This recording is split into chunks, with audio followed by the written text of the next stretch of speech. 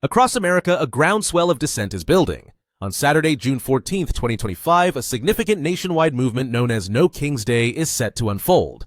These protests are a direct response to a large-scale military parade scheduled to take place in Washington, D.C. on the same day.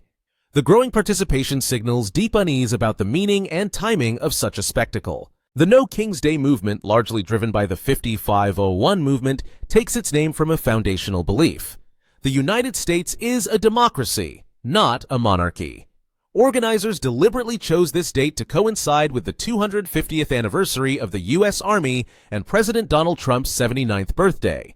They view the parade as a symbolic and unwelcome display of centralized presidential power. Across America, a groundswell of dissent is building.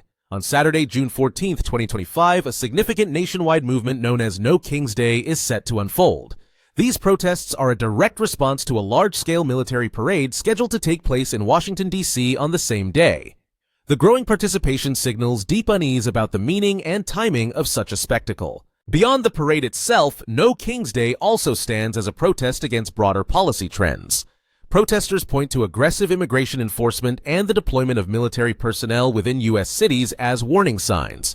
These actions, they argue, blur the lines between civil authority and military power, potentially weakening democratic norms that have long served as a constitutional safeguard. In an extraordinary act of coordination, nearly 2,000 separate protests are set to take place across all 50 states.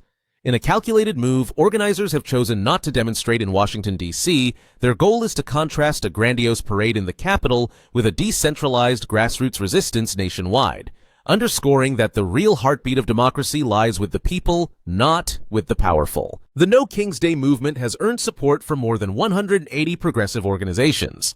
High turnouts are expected in major cities across the country, driven by a shared desire to oppose the normalization of military spectacle in civic life. Event organizers have stressed their commitment to nonviolence and de-escalation, seeking to send a firm but peaceful message of democratic resistance. Ultimately, the No King's Day protests mark a moment of serious national reflection. They expose deep divides over the place of the military in American identity and over the current administration's approach to power. For many, this is about more than a parade. It's about reclaiming the narrative of democracy itself at a time when symbols matter just as much as policy decisions.